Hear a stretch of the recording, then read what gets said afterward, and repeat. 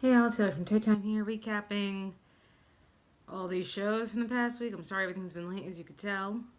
Makeup, because I'm still somehow, like, my body just likes eyeliner. Um, Hopefully this goes back to just Mondays. That's my thing with the episode titles on it. So I'm going to try and get through this as quickly as possible, but we're also not getting rid of any of the juicy details. So, this is us, Season 3, Episode 4, Vietnam. Holy smokes. So, basically, this is legitimately all about Jack in Vietnam and why he went.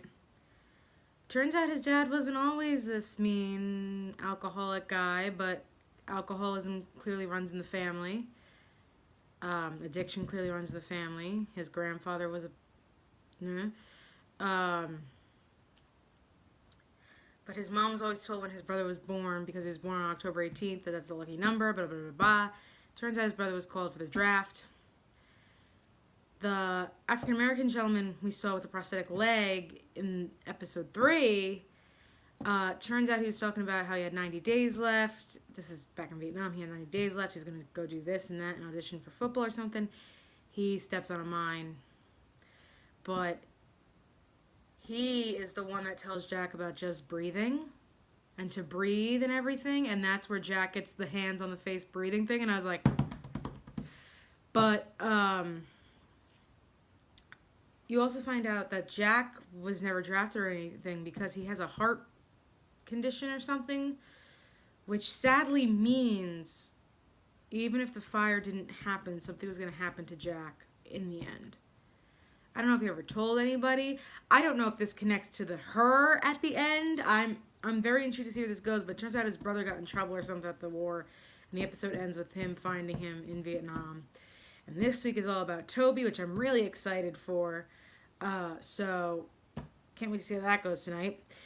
Big Bang Theory, Season 12, Episode 5, The Planetarium Collision. So the title The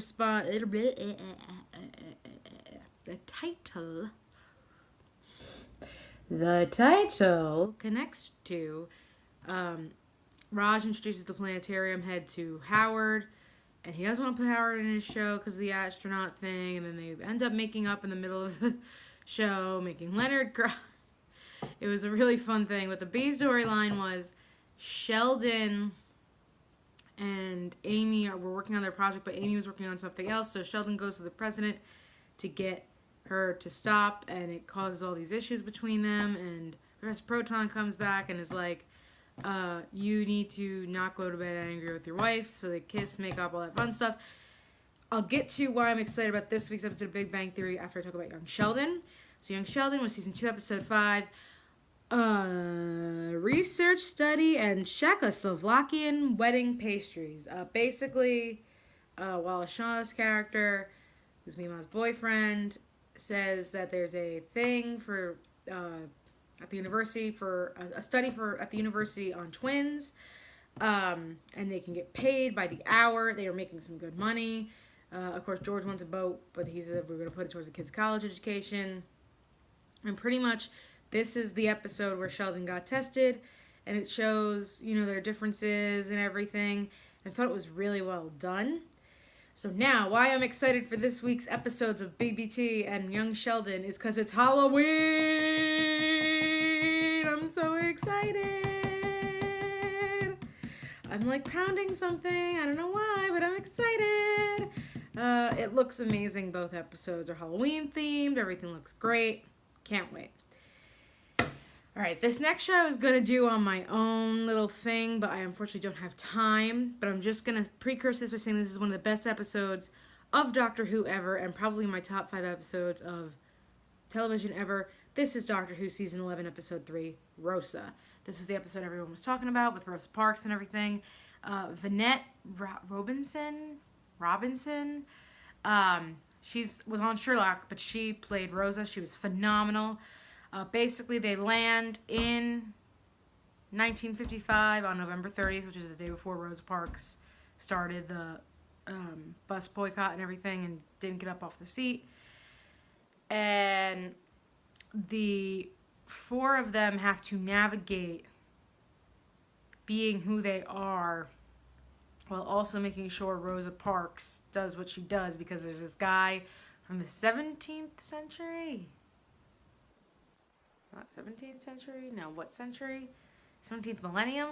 It was something weird, but he basically came back in time because his goal was to stop certain things from happening because certain people don't deserve things, and it was a really great allegory to a lot of stuff going on right now without getting too much into it.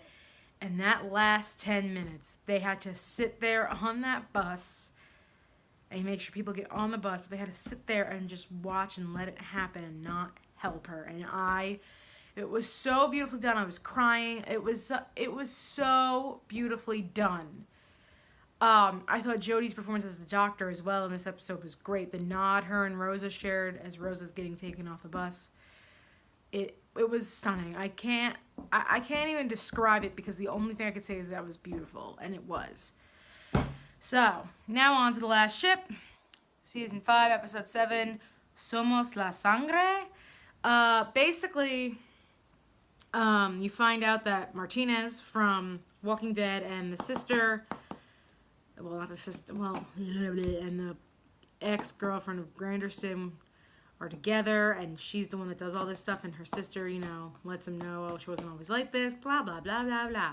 So then, I'm throwing a card in people's faces, sorry. So then, what ends up happening is,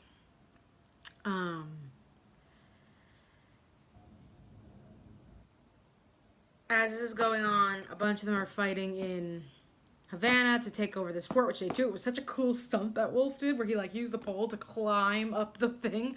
We were like, yes. But Kevin Michael Martin's character, I'm forgetting, he saves somebody and loses both his legs under the knee. And then Nathan James, of course, is there helping out and all this stuff. But they find out at the end that they had set up a mock room of where they are, of where the command is in Florida currently, and at the same time, the kid that is using all the cyber stuff is realizing this is happening, and they get ambushed. And Slattery realizes what's going on, and Chandler realizes what's going on. I don't know what's gonna happen when the elevator doors are fully open and everybody is out of their minds practically, and they are gearing up for these last 3 episodes of this show, and I am shook. So now it comes to The Walking Dead, season 9, episode 3, warning signs, which, yeah, it's a play on the words because they use warning signs to keep the fences up. But basically, nobody knows who's bumping off these saviors. It almost causes a fight between everybody. People are going, but it's only specific saviors and oh, by the way, I said that it was not discount. I said it was I forget what I said last week. What was I saying last week? I don't know. I forget. So, they're basically just trying to find these friends that are being essentially bumped off one by one. And in the meantime, Rick is having a family day, which last 2 episodes coming up, not liking how this is going. And they're all splitting up and everything and trying to figure out who did it and all this intense stuff. And Maggie was with Cal. Yes, that was Cal. People were a little, I was even a little confused. That's an actually really smart progression, though, of a character's, when you get older and your face matures and everything. I was very impressed by that. But in the long run, Arat gets taken, and they're looking for her.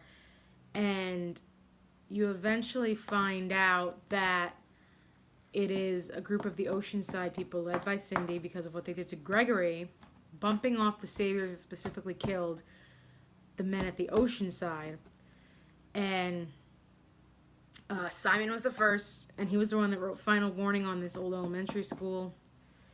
And that we saw with the guy that got taken last week. And basically, Arat is the final one. of this like group of 10 that did what they did, and the parallels of how Negan like made them bow down to him, because Cindy was like, what, tell Arat, tell them, it was Maggie and Daryl that stumbled upon them. Arat, tell them what you said when you murdered my brother, who was only a kid. And she said no exceptions. So Maggie and Daryl, especially after Maggie finds out it's because of her killing Gregory, let them kill Arat, because they're like, this is the last one, we promise. Am I conflicted about this? I think I'm kind of like Maggie in this situation. I thought the way Lauren Cohan performed this scene was very brilliant. She kind of, when she heard that it was because of her killing Gregory, she did like a little side look to Daryl. There wasn't a bit of just like a jolt of guilt, because they did know Cindy when she was still a young teenager. It is a thing, you know, that there was a kid killed, but stuff is different now. What do we do? How do we do it? But in the end, it helped progress the story forward with Maggie at the end when she told Daryl, I almost said Norman, when she told Daryl she needed to go visit Negan. And I thought it was very brilliantly performed on Lauren Cohan's part. I think that the twinge of initial guilt would have gotten to me, but at the same time, while Rick is right, we shouldn't go and do what they did. Sometimes, like with Gregory, stuff needs to happen. So I'm very intrigued to see where this goes from here. Also, episode 7 is Michael Kovacs' episode, and I just knocked over a thing of like a leaf by pounding on the table. So please let me know what you thought for all these shows down in the comments down below. Please like and subscribe. Make sure to be respectful, and also make sure to specify which show you're talking about down below. Please and thank you, from my wet sleeve from when I washed my hands before I filmed this video. Please like and subscribe. Have a good day. Thanks, guys.